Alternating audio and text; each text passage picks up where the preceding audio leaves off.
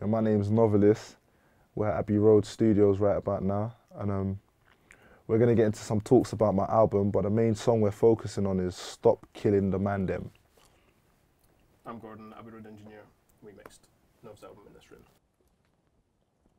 My inspiration for Stop Killing The Mandem, how that came about is in 2016, I believe it was, there was a protest for a lot of black Americans were getting killed, like getting shot by the police, and I felt at the time to just make myself a banner that said "Stop Killing the Mandem" on it, which is like a colloquial term in the UK for just stop killing the G's. You know what I'm saying? So I went to the march, and pictures were taken of me at the march, and I mean, the message kind of surpasses what was going on in America. That's something that stands over here as well. You know, there's a lot of police brutality. So the picture kind of went viral. And then one day I was just in my bedroom thinking, the message still stands regardless of whether the picture's circulating or not. Let me turn this into an actual song, you know, to give people a message. And the beat matches the message, I feel like. It's quite abrasive, upbeat, grabs your attention. The chorus is somewhat like a chant in a sense, just to like make people remember the message. So yeah, that was my inspiration for the song, and I really like how it turned out. My introduction to making beats and instrumentals and just like getting into music on a whole was my uncle. My uncle, he had Reason, he had all the magazines, he had all like the different softwares, like demo versions and stuff, so we'd practice and play around on. I remember I even had EJ, do you know what I'm saying? So I used to just play around in that, but my uncle was constantly using Reason, you know what I'm saying? We had Fruity Loops, we had all different softwares, but Reason was like the one. I remember he used to use Cubase as well, and we didn't have any Apple software, so we wasn't using like Logic and things like that, but Reason's always been my go-to because it kind of shows you how to use hardware as well. Like, you know, the software emulates hardware and rewiring things around and doing all of that stuff. So I've always, can I say fancied? I always liked Reason more than the other softwares just for comfortability's sake. The hardware that I use, I even used it in the song Stop Killing the Mandem. I use a Korg Triton rack. We know that's a classic synth, you know? And I used that. I don't know if I used any drums from there. I think the drums that I used in the song were samples, but the synth, I didn't create the sound, the main sound that I used in Stop Killing the Mandem. It was a stock sound, but I kind of like played around with it to make it sound how I wanted it to sound, you know what I'm saying? So that was something that is quite unique on the album because I used that sound in a few songs, but it's very prominent in the song Stop Killing the Mandem. The producers that I've directly taken inspiration from where I'm from definitely has to be Dizzy Rascal, definitely has to be Wiley, Jammer. When it comes to like, I listen to music worldwide, so it's kind of hard to say so many different names because there's so many different people that I listen to. But on a whole, because the sound that I was creating on my album, a lot of it was grime. A lot of my influences came from the original grime producers, which was like Wiley, Jammer, you know, Dizzy, a couple other dudes, you know, Wafer. So that's kind of what I was aiming for when it came to certain songs.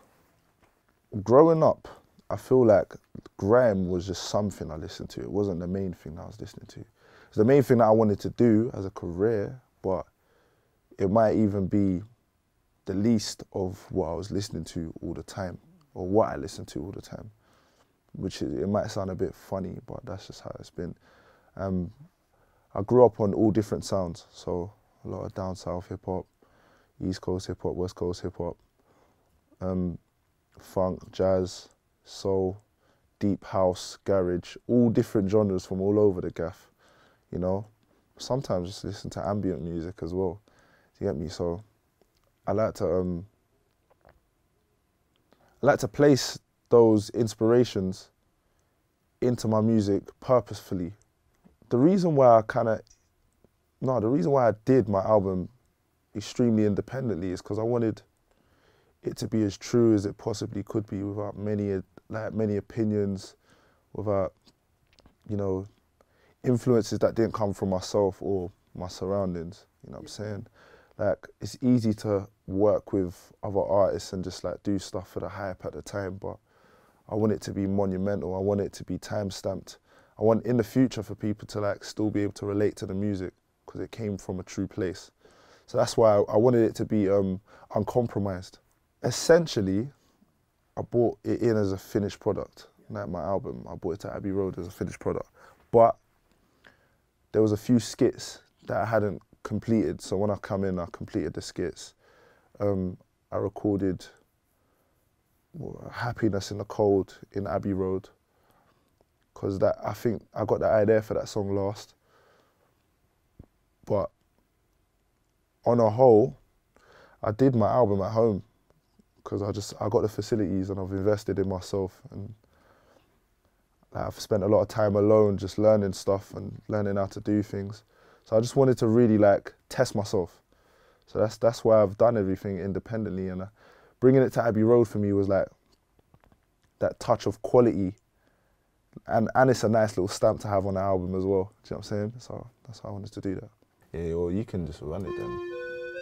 Yeah, basically, I wanted this to sound like a bit like a siren, like a warning kind of thing, but it still sounds a bit jovial at the same time, so you don't know what's coming next until you hear what's next in it. You know what I'm saying?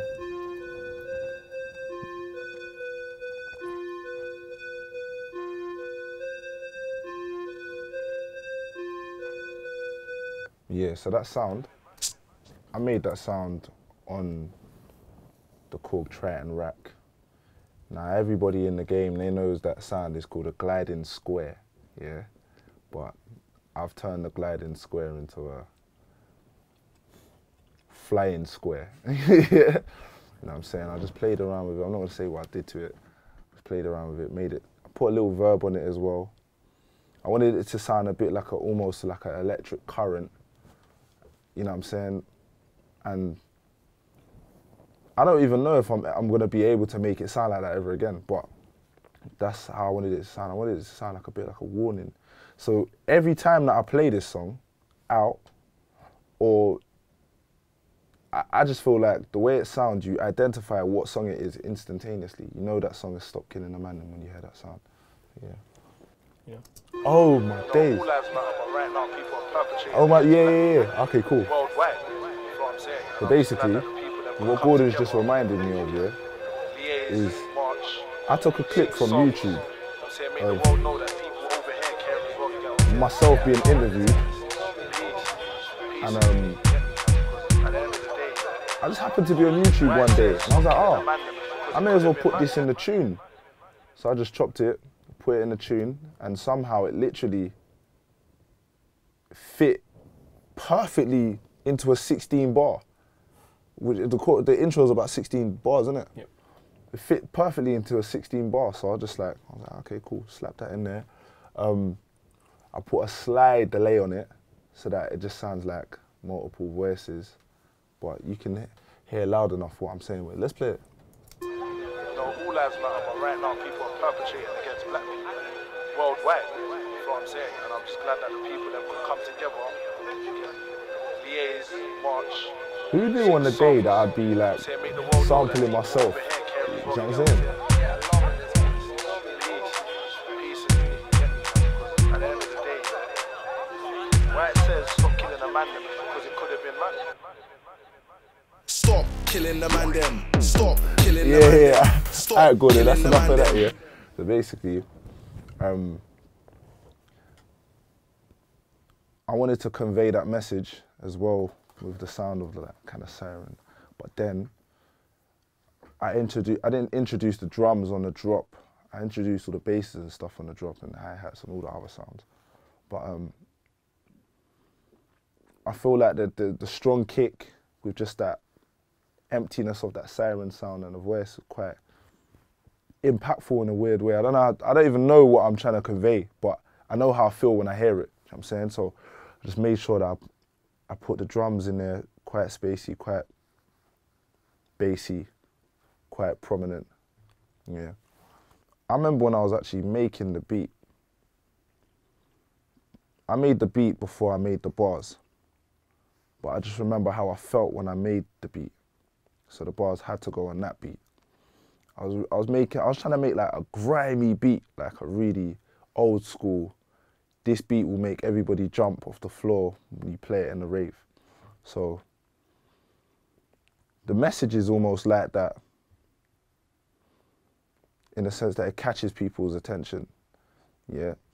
So I remember putting distortion on some of the drums, you know, just really over compressing them, turning them up, doing things that a normal producer wouldn't think about doing, do you know what I'm saying? Turning them up, leveling them out. But I just wanted to make them, I wanted to make the song sound raw. I wanted to make them bang. Obviously, it's what my man here, Gordon, it's the way he comes into it. Yeah, he kind of beefed them up a bit more.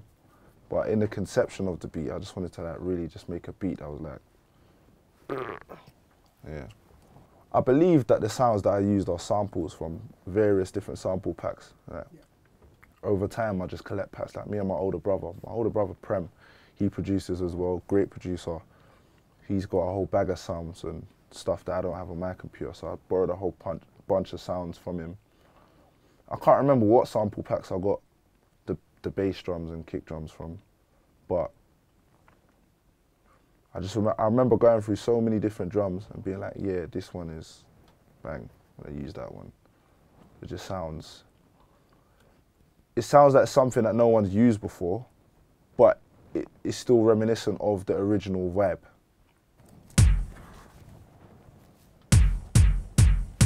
Yeah, so I remember like, I think I played the drums in freehand. I didn't put them in like a device.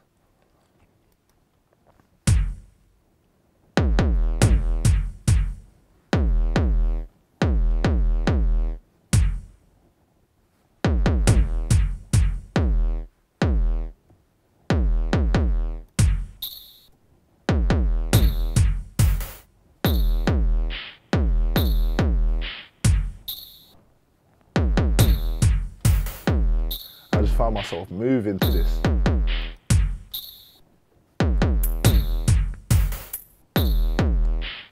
It's very spacious, but at the same time, there's a definite groove. Like an MC just over this.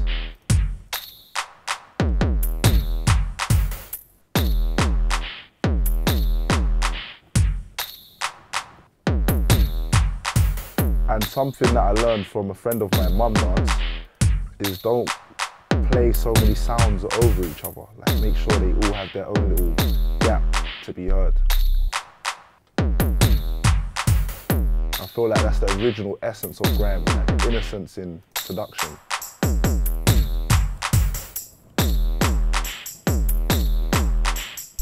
Now them bells were to guarantee to make someone's head bop. I'm saying they come with a purpose. Can we put the cough in there as well? I sampled the cough.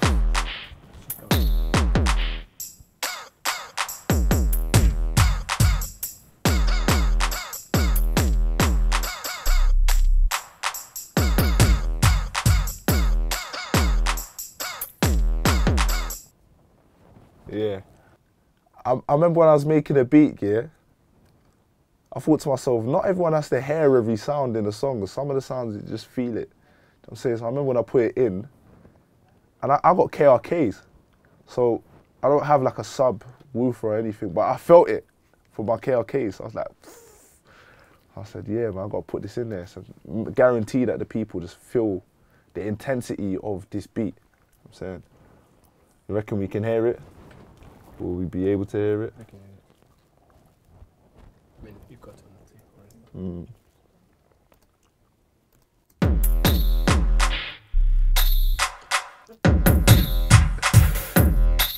It's like a growl.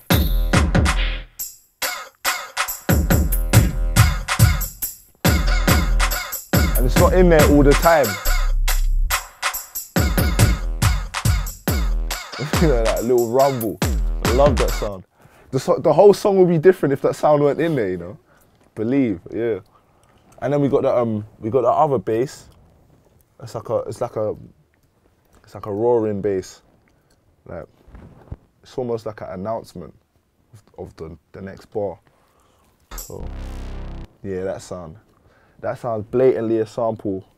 I think I got it from a Lego World sample pack. Lego. Yeah, there's a guy called Lego World. Right. Yeah, producer. Oh, Lego Well, yeah. He's a G. Then we come in again. Yeah, that's pretty.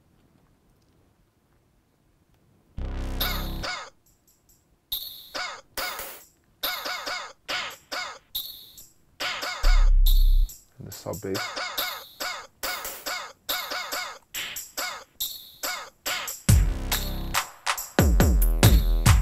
Yeah, and then we've even got other sounds from the Korg Triton that I used. Like, I used this kind of trumpet sounding sound. You know what sound I'm talking about, innit? This sound. I used this sound like some Super Mario noise. Like, you know what I'm saying? Like, this just sounds like some old school classic game.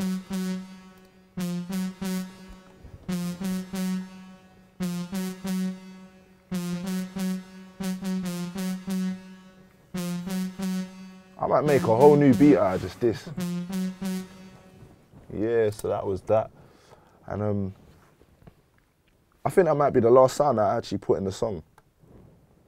I remember the beat was every other component, but that just felt like something I had to put in there. That's almost like another alarm. It's a bit alarming, but not in a way that will throw you off. But it doesn't even match the tone of the rest of the song. Like, it's completely off, but it just works. Yeah, this song's just got a whole lot of alarming sounds in it. This sounds like hospital beep. People should be alarmed.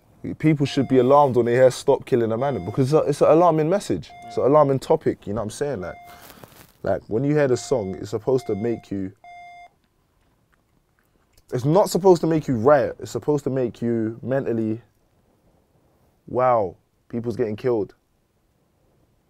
Like, you know what I'm saying? Like, that's what the song's supposed to make you feel like. It's supposed to make you feel like this is important. So this is why it's abrasive, but it's not forceful. It's just like very, yeah. I love this song. Yeah. I don't listen to it all the time, but I love this song. I think the song that I listen to on my album probably the most is ... That song's the deepest. Yeah, love that song. Yeah, my vocal, I recorded it at home. My boy is an engineer called MSM, G. I called him, I just said, yo, show me a couple things about a couple things. And he just gave me a few little advices. And I took them, and it actually had a good impact on the way I was mixing down my vocals. I can't even remember what the advice was right now, if I'm totally honest. I'd have to really like dig through the project file and etc. But I remember MSM was just more on a thing of like, yo, look, don't work by presets or create a basic one, but create around it. So I said, okay. And then everything that I was doing was basically trial and error. Like,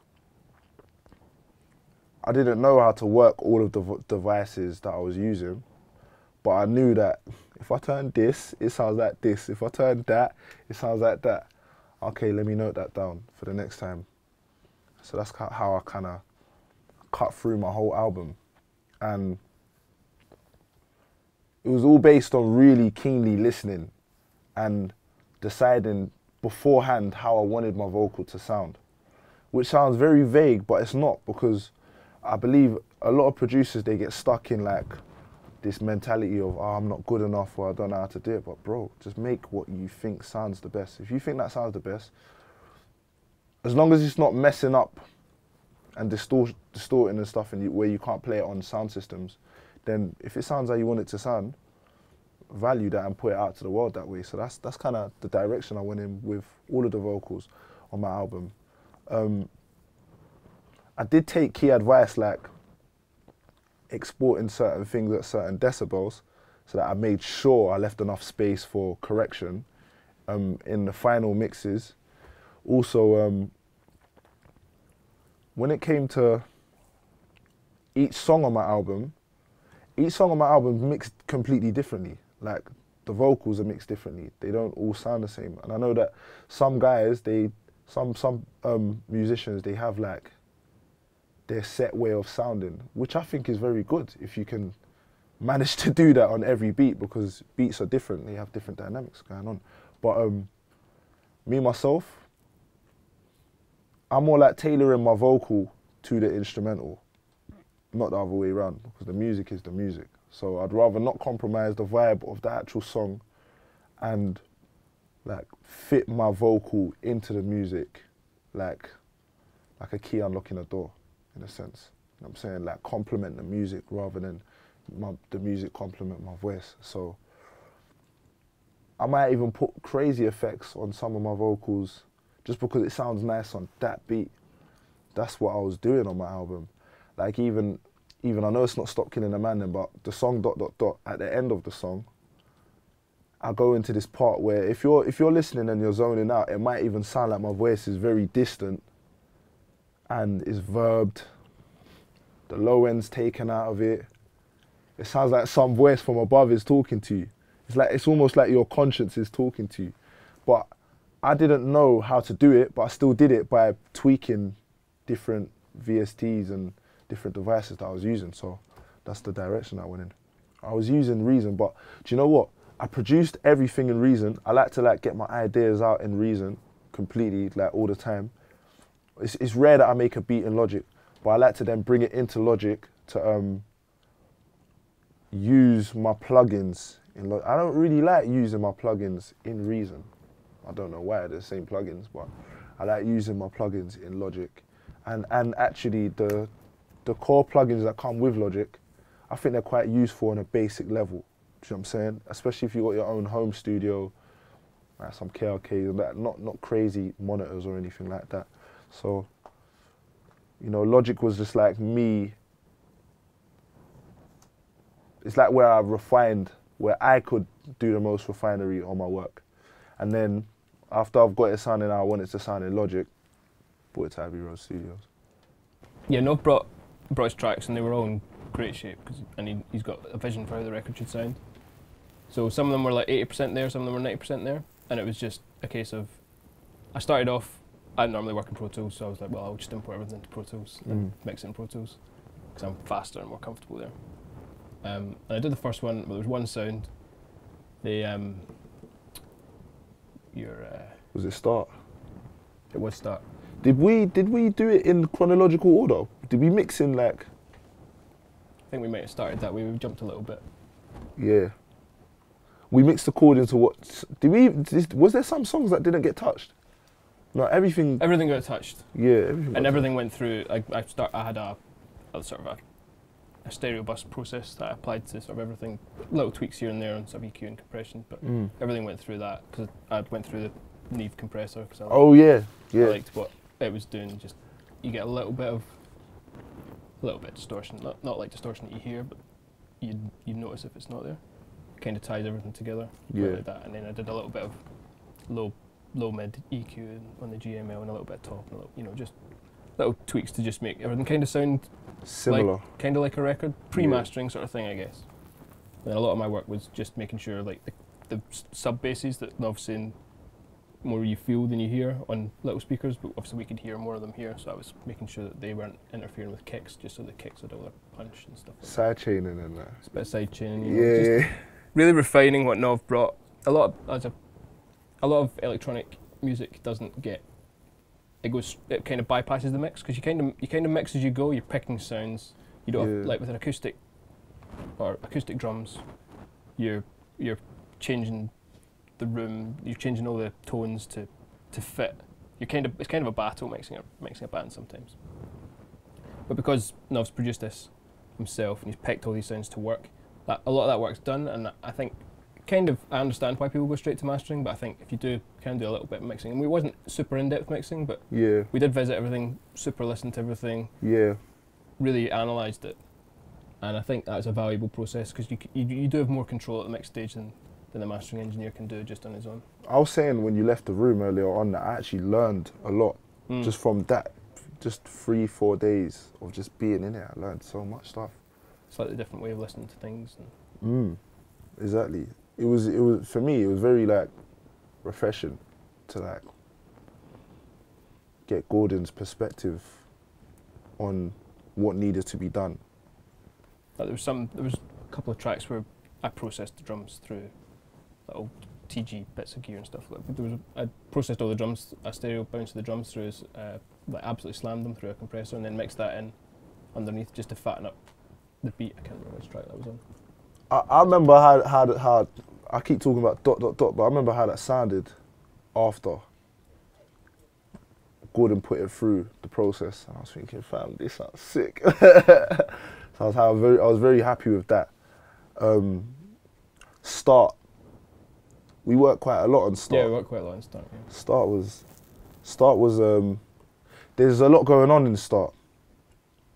You know, we kind of took out some low end in some sounds and beefed up some other sounds. Quite interesting to hear how much the song had changed, but hadn't changed at all. Still the same song. Yeah, like that's what a great engineer will bring to the table. Because sometimes when you're going to mix down something, it can end up sounding a bit different to the original vibe, which is, I mean, I didn't fear that at all because I've worked with you before. But that's something that I'm very cautious of when it comes to handing over your music. You know, the actual vibe changing. It's happened before in the past. You know, this is like my debut album. So to make sure it sounded original. But the main thing that I learned, which not in a narcissistic way, but the main thing that I learned is that, and Gordon showed me this, that I've got quite a lot of ability coming from a place of a lack of technical education, you know? Like I told you, I got so many future music magazines, but I haven't read through all of them. I was getting the samples. I was getting the CD with samples on it, you know? So there's different types of, for me, there's different types of musicians. I'm more the musician that will go in and just make music, but then you've got experts who can give you definitive understanding on what needs to be done, you know? And then when you take that knowledge and apply it to the rawness, it just becomes something that you don't get often. Do you know what I'm saying? You don't get it often. You either get something that sounds like it could have been great in its raw element, but it didn't have that edge of tidiness. Or you get something that's way too tidy and it's just like some general pop stuff, like you heard a billion of it before. Whereas this, for me, I'm happy that my album is great. Do you know what I'm saying? So I've got to big up Gordon for that, big up myself, big up my family members, you know what I'm saying? Like, I just want to say praise God, you know. It was also great working with Nov as an artist who had such a vision for what he wanted to achieve, which sometimes people need direction, and Nov didn't need direction. He knew what he wanted. We could get there together. It was really good. I know what my next album's gonna be like. Oh yeah? Yeah. Oh, can't wait. Yeah, me ever. Be done soon.